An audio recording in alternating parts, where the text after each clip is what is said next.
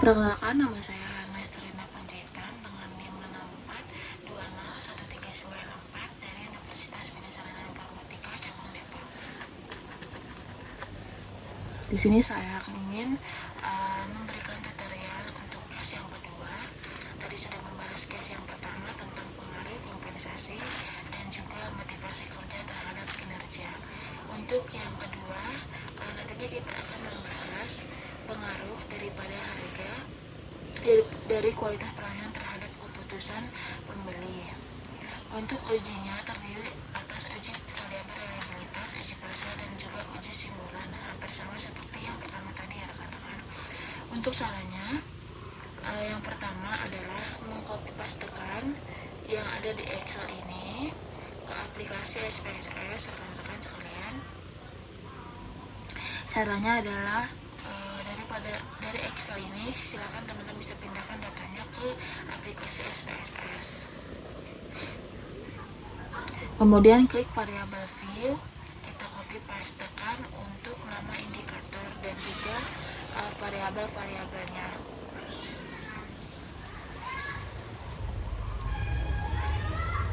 Di bagian label di sini kita akan isi dengan harga untuk X1. Kemudian kualitas pelayanan dan keputusan pembelian untuk X2 dan juga Y-nya itu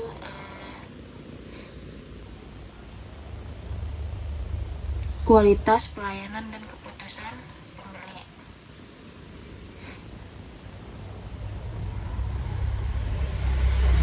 Nah, kita cek terlebih dahulu tepat. Oke, sudah ya. Keputusan membeli di sini. Untuk pertama yang akan kita uji adalah uji validitas. Rekan-rekan, dan cara yang klik analis, teman-teman silakan bisa ke menu yang klik ini, pivarnya.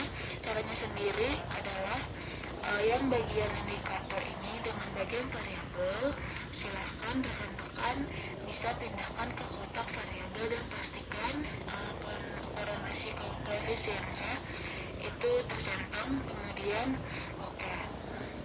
Nah, untuk cara menyimpulkannya bisa menggunakan dua cara. Yang pertama menggunakan signifikansi, untuk yang kedua menggunakan R hitung ya teman-teman. Dan di sini percent relation bagian harga ataupun total daripada variabel X1 itu, untuk dari cara signifikansinya rekan-rekan bisa ambil kesimpulan bahwa apabila signifikansi totalnya itu dia kurang dari 0,05 menandakan bahwa indikator dalam variabel tersebut bersifat valid atau lolos dalam uji validitas.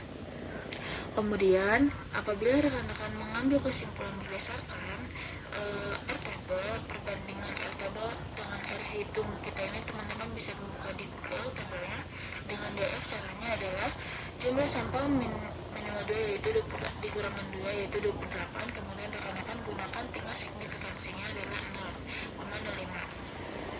Baru nantinya akan kita cocokkan angka. Nah, untuk signifikansinya ini 20,05 dengan degree of freedom dari sampel ini adalah 28, maka didapatkan R table-nya adalah 0,361. Apabila kita lihat dari SPSS-nya ini, angka-angkanya lebih dari 0,361.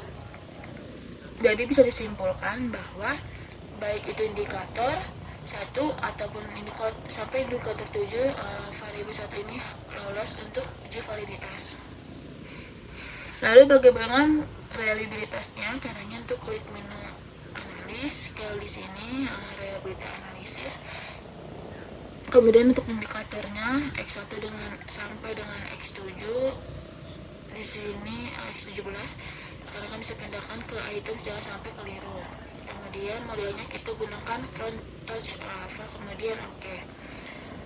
Nah, untuk standarisasinya batch alpha ataupun uji reliabilitas ini bisa dikatakan reliable atau data tersebut handal, indikator tersebut unreliable apabila cross batch alpha di sini itu lebih daripada 0,6 ya teman-teman. Yang didapatkan berarti untuk indikator di dalam variabel X1 ataupun variabel harga ini dia dikatakan reliable. Nah, bagaimana dengan caranya. Untuk yang lainnya oke, teman-teman ya, bisa kita lihat di sini. Untuk yang lain itu bisa dianalisis dengan cara correlate, bivariate. Teman-teman bisa pindahkan variabel ini ganti dengan X2. Dan nantinya untuk yang Y rekan-rekan di sini bisa disebutkan tadi RT-nya 0,361 ya. Di sini didapatkan bahwa untuk angka dari koefisien atau percent relation di sini lebih dari 0,361 dengan signifikansinya kurang dari 0,05, berarti untuk X2 ini valid ya teman-teman. Kemudian untuk selanjutnya uji reliabilitas seperti pertama tadi ya, items ini silakan dipindahkan ganti dengan indikator dari X2, kemudian oke. Nah setelah oke, di sini bisa dilihat bahwa reliability statistiknya lebih dari 0,6, berarti untuk indikator dalam X2 di sini dia adalah valid dan reliable. Bagaimana dengan Y-nya? Y-nya sama menu analis, bagian toilet clip bivariate, kemudian ini dipindahkan ganti dengan variabel Y. Dan oke, di sini signifikansinya kurang dari 0,05 semua ya rekan-rekan. Yang di bagian bawah ini kursor saya. Kemudian untuk persen koreksi ini di sini sangat bagus, di atas 0,8, berarti dia menandakan memang indikator dari variabel Y ataupun keputusan membeli ini dia valid. Bagaimana reliabilitasnya? Klik analis di sini, scale reliability analysis atau realistis statistik. Kemudian teman-teman signifikansi indikator X2 ganti dengan indikator dari Y.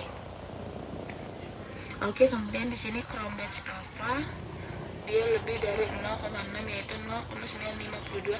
Jadi bisa disimpulkan semua indikator dari semua variabel model penelitian ini adalah valid dan reliable. Kita bisa lanjutkan untuk yang uji parsial dan uji simultan.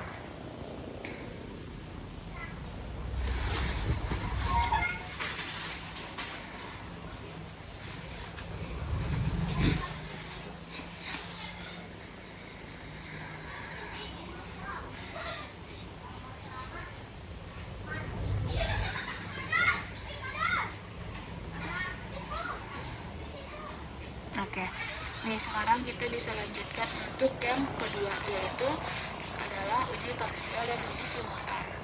Uji parsial boleh diingat-ingat ya rekan-rekan, uji parsial merupakan hubungan masing-masing ataupun pengaruh dari masing-masing variabel terhadap variabel dependen.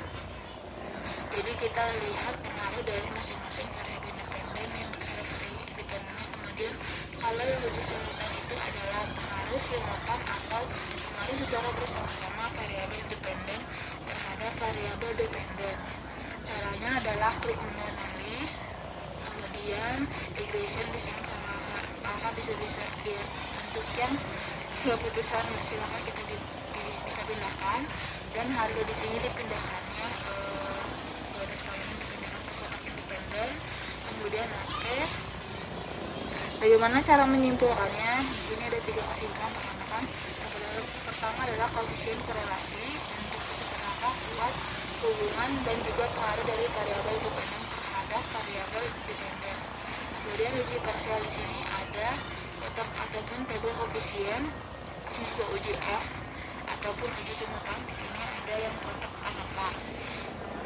Yang pertama untuk model summary, di sini menunjukkan bahwa koefisien korelasinya berada di taraf yang kuat di angka 0,799 dengan koefisien determinasinya adalah 0,6 sekian.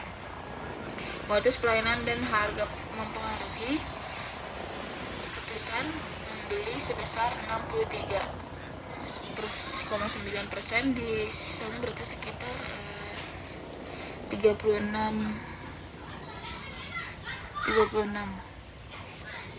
yaitu dipengaruhi oleh faktor-faktor lain atau variabel yang tidak terdapat penelitian ini. Kemudian untuk yang selanjutnya adalah tabel koefisien. Di sini uji parsial terlihat bahwa signifikansi daripada harga ini kurang dari 0,5 dengan kualitas pelayanannya ini dia lebih dari 0,5. Di Di sini bisa kita lihat perbedaannya bahwa cara menyimpulkannya signifikansi kalau semisal kurang dari 0,05 dia menandakan bahwa adanya pengaruh signifikan variabel tersebut terhadap variabel dependen. Kalau lebih dari 0,05 berarti dia menandakan tidak adanya pengaruh signifikan terhadap variabel dependennya. Kemudian untuk cara kedua, hitung ya teman-teman, dibandingkan T-tabelnya. T-hitung lebih besar daripada T-tabelnya. Itu menandakan bahwa ada pengaruh, kalau kurang dari T-tabelnya dia tidak akan berpengaruh. Bagaimana cara membandingkannya? Caranya sama seperti tabel R tadi rekan-rekan. Jadi rekan-rekan bisa klik di sini di Google tabel R, banyak banget untuk ini. Oke. Saya pakainya dari sini. Di sini tabel T-nya itu teman-teman gunakan signifikansi yang sama seperti tabel R. Jadi signifikansi itu dia ada tarafnya. Taraf itu tidak percaya maksimal.